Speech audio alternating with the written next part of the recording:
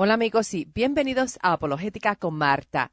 Para mi audiencia de Radio Luz en Denver, quiero recordarles sobre las noticias que les compartí recientemente. En enero del 2008 tuve la bendición de comenzar a transmitir los programas de Apologética con Marta desde Radio Luz en Atlanta, en el estado de Georgia. Luego, en abril del 2010, mudé el programa a Radio Luz Denver y desde entonces, semanalmente, se han transmitido los programas en esta cadena de Radio Luz. En total han sido casi 13 años compartiendo apologética, filosofía y teología con la preciosa audiencia de Radio Luz Denver y con la audiencia que nos escucha en línea desde el resto del mundo. Sin embargo, debido a cambios en Salem Communications, el día 13 de diciembre del 2020 será el último día de transmisión de Apologética con Marta mediante Radio Luz. Todos mis amigos con los que he trabajado en estos años en Radio Luz han sido personas maravillosas y ha sido un privilegio para mí servir en este ministerio al lado de cada uno de ellos. Pero solo Dios es quien nos coloca en los ministerios, nos mantiene en los ministerios y nos mueve hacia otros ministerios o hacia otras avenidas. Y como siempre he dicho, este ministerio de Apologética con Marta fue originado por Dios, ha sido preservado por Dios y es Dios quien da las órdenes hacia donde Él desea que seamos de servicio. Para mi radioaudiencia de Denver, aún pueden escuchar todos mis programas semanales de la misma manera que lo escucha mi audiencia internacional.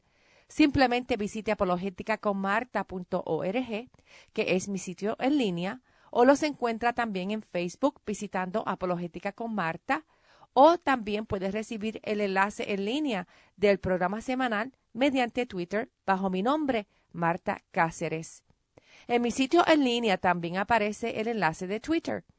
Todos los programas futuros producidos después de diciembre 13 van a estar disponibles solo en estos tres medios, en mi sitio en línea, en Facebook y en Twitter. Pero también pronto estaré subiendo los programas a mi canal en YouTube y ese será el cuarto medio por el cual podrá escuchar el programa. Cuando visiten mi página en línea, allí van a ver un botón que dice Archivo Radial 2020. Cada año se le hace una actualización de año. Cuando hace clic a ese botón, lo lleva directamente a todos los programas producidos ese año y aparecen en orden de transmisión, comenzando con el más reciente. Los 8 programas más recientes van a estar disponibles para ser escuchados inmediatamente sin tener que hacerles descarga. Luego de 8 semanas, los programas pasan a ser archivados, pero aún pueden escucharlos si les dan descarga, y ese servicio es también gratis. Por lo tanto, tienen los programas disponibles por año de transmisión o por temas. Cada página de programas radiales tiene un enlace que los lleva a los programas radiales por tema. Esta característica es buena porque si desean estudiar sobre un tema en específico, se les hace más fácil encontrar los programas relacionados con esos temas. Por ejemplo, pueden escuchar temas específicos sobre el ateísmo, la Biblia, la creación, Dios, cristología, ética y moralidad, Islam, mormonismo, cultos y religiones, el problema del mal, sectas y otros temas interesantes. También van a encontrar otra página con recursos, en donde incluyo una lista que frecuentemente es actualizada con libros en español y que abarca los temas que estudiamos en este programa y otros temas adicionales que no podemos abarcar en esta programación, pero que son de interés para muchos. Para mis amistades de Denver con las que me he comunicado por Facebook o teléfono, aún seguiremos esa preciosa amistad. Aunque Apologética con Marta dejará de estar en las redes radiales de Denver, aún sí estaremos presentes, como siempre lo hemos hecho, con la misma calidad de enseñanzas, transmitiendo desde mi sitio en línea, mediante Facebook y mediante Twitter. Si aún no le han dado un like o un follow a mis sitios sociales, ahora es el momento de hacerlo para que no se pierda ninguno de los programas que produciré en el futuro y a los que tendrán acceso, como siempre, 365 días al año y 24 horas al día. La programación en línea está siempre disponible. Y continuando con el programa de hoy, el tema es la genealogía de Jesús, los Reyes Magos y María. Comenzando con la genealogía de Jesús, en el Nuevo Testamento podemos encontrar 2 capítulos en donde nos ofrecen su genealogía. Una es su genealogía por parte de María y la otra es su genealogía por parte de José. Una aparece en Mateo capítulo 1 y la otra en Lucas capítulo 3, pero sin embargo, el Evangelio de Marcos no nos ofrece una genealogía. La pregunta es, ¿por qué Marcos omitió la genealogía de Jesús? Fíjate que cuando estudiamos el Evangelio de Marcos, que es el más corto, Marcos presenta a Cristo como un siervo y los siervos no necesitan una genealogía. La audiencia inicial de Marcos, a quien Marcos dirigió su evangelio, eran los romanos. Y los romanos no estaban interesados en el origen del siervo, sino que estaban interesados en lo que podían hacer. La audiencia inicial de Mateo era el pueblo judío, y los judíos estaban en espera de la venida del rey Mesías. Por lo tanto, para el pueblo judío, la genealogía de realeza era muy importante, ya que ellos esperaban por un descendiente del rey David que se sentara en el trono de David. Por otro lado, Lucas presenta a Cristo como el hombre perfecto. La audiencia de Lucas eran los griegos. En su evangelio, Lucas exalta la humanidad de Cristo y en su genealogía, Lucas va atrás en los antepasados de Jesucristo hasta llegar al primer hombre que fue Adán. Sin embargo, el evangelio de Juan es muy diferente a los primeros 3. En su evangelio, Juan se enfoca en la deidad de Jesús, ya que Jesús es el Hijo de Dios. Y Juan presenta la eternidad de Cristo, que es la misma eternidad del Padre. Aunque todos los evangelios son realmente para todo el mundo, sea uno judío, romano, griego o de cualquier nacionalidad, el evangelio de Juan, desde su inicio, fue escrito para toda la humanidad, para dar a conocer la deidad de Jesús. Jesús, la segunda persona de la Santa Trinidad, el Hijo de Dios, es eterno. Él no tiene principio ni fin, sino que por toda la eternidad ha existido con el Padre y el Espíritu Santo. En Juan 10, verso 30, Jesús dijo, el Padre y yo somos uno. En Juan 1, verso 1 dice, en el principio ya existía el Verbo, y el Verbo estaba con Dios, y el Verbo era Dios. En Colosenses 1, verso 15, nos dice el apóstol Pablo que Jesús es la imagen del Dios invisible, el primogénito de toda creación. Y en Colosenses 2, verso 9 nos dice que toda la plenitud de la divinidad habita en forma corporal en Cristo. Cada uno de los evangelios es como una faceta diferente de un mismo diamante. En el evangelio de Mateo, Jesús es el rey que vino y que va a regresar muy pronto. Jesús es soberano y es el rey de todas las cosas. En Marcos, Jesús es un siervo fiel que vino a ministrarle a la humanidad. En Lucas, Jesús se hizo hombre y vino a vivir una vida perfecta como humano, pero que como 100% humano y 100% deidad, es el único quien puede salvar a la humanidad de pecado. En Juan, el apóstol nos presenta a Dios, nos presenta a Jesús como el Hijo de Dios, eternamente existente y quien vino a salvar al mundo de pecado y a darnos la vida eterna. En Mateo capítulo 2 leemos que los Reyes Magos fueron a visitar al niño Jesús para llevarle obsequios de oro, incienso y mirra. Ahora, algunas personas se preguntan el por qué los Reyes Magos fueron encomendados a seguir la estrella cuando la Biblia claramente condena la astrología. En Deuteronomio 18, verso 10, dice, nadie entre los tuyos deberá sacrificar a su hijo o hija en el fuego, ni practicar adivinación, brujería o hechicería. Y en Levíticos 19, verso 26, también se condena todo tipo de adivinación. Sin embargo, Dios bendijo a los reyes magos o a los hombres sabios que usaron la estrella como guía para indicar el lugar del nacimiento de Cristo. Antes que nada, tenemos que aclarar qué es la astrología. La astrología es la creencia de que el estudio del arreglo o el movimiento de las estrellas puede capacitar a uno a predecir eventos futuros. No importa si la predicción de eventos son buenos o son malos. Un astrólogo bien famoso fue el puertorriqueño Walter Mercado, quien murió en el 2019 a los 87 años de edad. Segundo, la estrella usada en el evento histórico bíblico fue para anunciar el nacimiento de Cristo. No fue para predecir el evento. Ya el evento había sucedido y la estrella los dirigía a la localización en donde ya había nacido el niño Jesús. Con la estrella, Dios le proclamó a los reyes magos que ya el niño había nacido. De hecho, sabemos que ya había nacido porque en Mateo 2, verso 16, leemos que los magos no regresaron a donde Herodes a decirle en dónde estaba Jesús. El verso dice que cuando Herodes se dio cuenta de que los sabios se habían burlado de él, se enfureció y mandó a matar a todos los niños menores de 2 años de edad en Belén y en sus alrededores, de acuerdo con el tiempo que había averiguado de los sabios.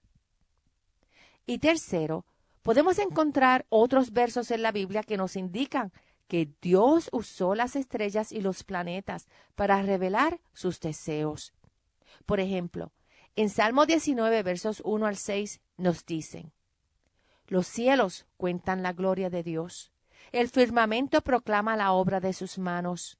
Un día transmite al otro la noticia, una noche a la otra comparte su saber. Sin palabras, sin lenguaje, sin una voz perceptible, por toda la tierra resuena su eco. Sus palabras llegan hasta los confines del mundo. Dios ha plantado en los cielos un pabellón para el sol, y éste, como novio que sale de la cámara nupcial, se apresta, cual atleta, a recorrer el camino. Sale de un extremo de los cielos, y en su recorrido llega al otro extremo, sin que nada se libre de su calor. Y en Romanos 1, versos 18 al 20 nos dice que ciertamente la ira de Dios viene revelándose desde el cielo contra toda impiedad e injusticia de los seres humanos, que con su maldad obstruyen la verdad. Me explico. Lo que se puede conocer acerca de Dios es evidente para ellos, pues Él mismo se lo ha revelado. Porque desde la creación del mundo, las cualidades invisibles de Dios, es decir, su eterno poder y su naturaleza divina, se perciben claramente a través de lo que Él creó, de modo que nadie tiene excusa. La creación revela la existencia de Dios. Cristo también nos dejó saber qué le sucedería al sol, a la luna y a las estrellas relacionados con su segunda venida, al igual que el profeta Joel. Jesús dijo en Mateo 24, versos 29 al 30, que inmediatamente después de la tribulación de aquellos días, se oscurecerá el sol y no brillará más la luna. Las estrellas caerán del cielo y los cuerpos celestes serán sacudidos. Y en Joel 2, versos 31 al 32, el profeta nos dice que el sol se convertirá en tinieblas y la luna en sangre antes que llegue el día del Señor, día grande y terrible. Y todo el que invoque el nombre del Señor escapará con vida, porque en el monte Sión y en Jerusalén habrá escapatoria, como lo ha dicho el Señor. Y entre los sobrevivientes estarán los llamados del Señor. Por lo tanto, la estrella que guiaron a los reyes magos, que también la Biblia los llama los hombres sabios, esa estrella fue usada para proclamar el nacimiento de Jesús, que ya había ocurrido, no fue para predecirlo.